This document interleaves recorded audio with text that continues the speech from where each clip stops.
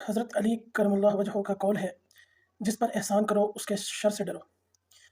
شاید یہ ضرب المثل 1400 سال پہلے بیان کر دی گئی تھی، لیکن یہ سچ ثابت ہوتی ہے ہمارے اس موجودہ سینیریو اور موجودہ حالات کے تناظر میں۔ جی، گزشتہ 6 سالوں کے دوران ایک ہائیبرڈ رجیم کا تجربہ کیا گیا۔ بارہا ہم ویڈیوز میں یہ بات دہرا چکے ہیں، اور کیا کریں، تجربہ ہوا۔ 22 کروڑ عوام یا 21 کروڑ عوام اس تجربے سے ناخوش تھی، لیکن فوج، پاکستان آرمی کی محبت میں انہوں نے کوئی چون چڑھک نہیں کی۔ انہوں نے اپنی لا حاصل اور اپنی مطلب کہ نہ منہ کھولے ایکسپورٹ دی پاکستان آرمی کو بطور ادارہ کہ وہ جو کر رہے ہیں شاید اس میں کوئی بہتری ہو۔ حالانکہ اس کا نتیجہ ہمیں آج جو 300 روپے کا ڈالر مل رہا ہے اس کے نتیجے میں ہے، اور جو لا اینڈ آرڈر کا مسئلہ ہے اور جو معاشی ترقی چلو جو بھی تھی لیکن ایک چل رہی تھی۔ سی پیک، اگر مزید سی پیک کو ٹائم دیا جاتا کوئی 2 یا 3 سال، تو سی پیک نے کچھ ایسا قداور درخت بننا تھا کہ ہم نے اس کا پھل آنے والے کئی دہائیوں تک کھانا تھا، لیکن اس درخت کو پھلنے پھولنے سے پہلے ہی کاٹ دیا گیا، یا کاٹنے کی نامکمل کوشش کی گئی۔ نہ ہم ادھر کے رہے نہ ہم ادھر کے رہے۔ اب شرم نہیں آتی کچھ سیاستدانوں کو؟ شاید ہم ان لوگوں میں تھے جنہوں نے یہ سوچا کہ یہ شخص جو لہرا رہا ہے ایک خط جلسے میں، شاید اس کی بات میں کوئی صداقت ہے، اور شاید ہم اس کے پیچھے چلے۔ لیکن وہ شخص خود ہی، بہت سے لوگوں نے کہا اس وقت، جو کہ سروین کچھ لوگ تھے، انہوں نے بھی بتایا ہمیں کہ ٹائم دیجئے تھوڑا سا، عمران خان صاحب اپنے منہ سے مکریں گے اور کہیں گے کہ امریکہ نے یہ سازش نہیں کی تھی، بلکہ میری خود کی کیپیسٹی اور اوقات اتنی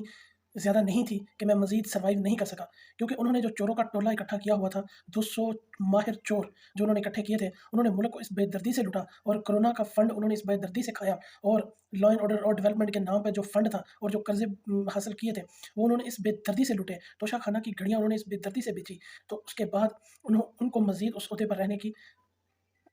تمام نہیں تھی،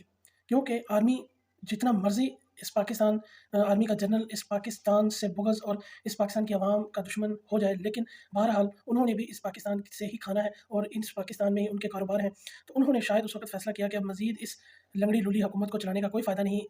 چائنا ہم سے الگ ہو رہا ہے، سعودی عربیہ ہمیں لات مار چکا ہے، اور عمران خان کو چلتے ہوئے جہاز سے اس نے دھکا دیا ہے، اور عمران خان صاحب جو گالیاں دیتے ہیں محمد بن سلمان کو، وہ محمد بن سلمان کو ٹرانسلیٹ کر کے بتائی گئی۔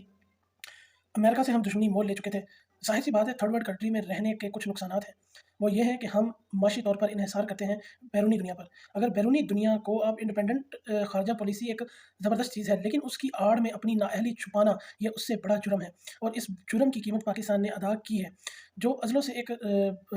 بائنڈنگ چل رہی ہے انٹرنیشنل دنیا کی کہ آپ کے ایک تعلقات ہیں، تعلقات ایک دن میں نہیں بنتے انٹرنیشنل لیول پر، اس کے لیے سال ہر سال لیڈران کی تک و دو، کوشش، منتیں، ترلے، تمام معاملات یہ ہوتے ہیں۔ لیکن ایک شخص جو کہ ساری عمر اس کا کام یہ ہو کہ وہ لوگوں کے آفیسز میں بیٹھ کر چندہ اکٹھا کرنے کے لیے، اپنے ہاسپٹل کے لیے چندہ اکٹھا کرنے کے علاوہ اس کا کوئی اور کریڈیبلٹی یا کام نہیں تھا، اس کو ایک فوجی سربراہ نے،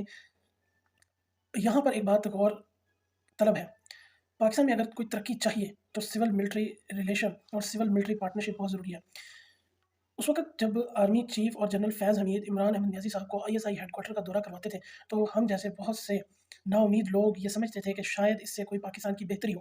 لیکن وہ یوں تھا کہ عمران خان کی قد کو بڑھانے کے لیے اور لوگوں پر ایک دھاک بٹھانے کے لیے عمران احمد نیازی صاحب کو دورے کروائے جاتے تھے ISI ہیڈ کوارٹر کے۔ اس کے علاوہ اس کا کوئی اور اوقات یا مشن نہیں تھا، کیونکہ فوج نے بہت دیر چابی والا کھلونا چلانے کی کوشش کی، لیکن وہ نہیں چل سکتا تھا، اس میں کیپیسٹی ایشو تھے۔ ہاں، اس بات میں کوئی دو آرا نہیں کہ سب کے سب سیاستدانوں کو فوج ہی لے کر آتی ہے، لیکن سیاستدان وقت کے ساتھ خود سیکھتے ہیں، اور انہوں نے سیکھا ہے اور انہوں نے زمین پر کام کیا ہے، اور وہ اس کام کے بدلے دیکھیں، نواز شریف اگر ووٹ لیتا ہے تو اس کی کچھ وجوہات ہیں۔ نواز شریف نے کام کر کے دکھایا ہے لوگوں کو، ہاں اس کو آپ چور، ڈاکو، لٹیرا جو مرضی کہیں، لیکن نواز شریف کے ہاتھوں سے اس ملک کی اربوں روپے اس عوام پر لگے ہیں، شاید اس سے ڈبل انہوں نے لوٹا ہو یا نہ لوٹا ہو، یہ غلط بحث ہے، اور اس کا جواب بھی پاکستان کی لا انفورسمنٹ ایجنسیز کو دینا پڑے گا۔ اور شاید اب جو انکوائری ہوگی اس میں یہ بھی سوال اٹھایا جائے کہ کیوں سیاستدانوں کو ایک چور ڈکلیئر کروایا گیا۔ انکوائری کا مطالبہ ہم تو بڑی دیر سے کر رہے ہیں کہ ان تمام لوگوں کے خلاف انکوائری ہونی چاہیے جن لوگوں نے 6 سال کے دوران اس پاکستان کو نقصان پہنچایا ہے۔ یہ ملک کسی کے باپ کا نہیں ہے، یہ ملک 23-24 کروڑ عوام کا ملک ہے، غریب عوام کا ملک ہے، جو کہ روز سسکتے ہوئے اپنے بچوں کی روٹی پوری کرتے ہیں، اور ان کو کوئی امید نہیں اس سسٹم سے، اس کرپٹ عدلیہ سے، اس کرپٹ انسٹیٹیوشن سے، جو کہ صرف اور صرف اپنے سربراہوں اور صرف اپنے طور طریقوں پر چلتے ہیں، عوام کے لیے کوئی کسی قسم کا آسانی کا سامان مہیا نہیں کرتے۔ تو آنے والے دنوں میں انکوائری جب ہوگی تو انکوائری ہونی چاہیے ثاقب نثار، عمران خان، جنرل قمر جاوید باجوہ، فیض حمید، آصف سعید کھوسہ اور یہ جو کرنٹ اس وقت ریجیم بیٹھی ہوئی ہے سپریم کورٹ آف پاکستان کی ٹاپ لیڈرشپ، جس میں جسٹس عمر عطا بندیال صاحب اور جسٹس اعجاز الاحسن اور مظاہر علی نقوی، جو کہ ایک لائک مائنڈڈ جج تھے اور جنہوں نے بے بہا فیصلے دیے عمران احمد نیازی صاحب کی سپورٹ میں، اور وہ بیٹھے ایک فیصلہ صادر کرتے ہیں، اور عدلیہ ڈائریکٹ انفلوئنس کرتی ہے ایگزیکٹو کے معاملات میں، اور انکوائری کا دائرہ کار ان تمام لوگوں تک وسیع ہونا چاہیے، اور پھر ارشد شریف کی مرڈر رپورٹ کی طرح ان کو دبانا نہیں چاہیے، وہ تمام کے تمام معاملات عوام کے سامنے آنے چاہیے۔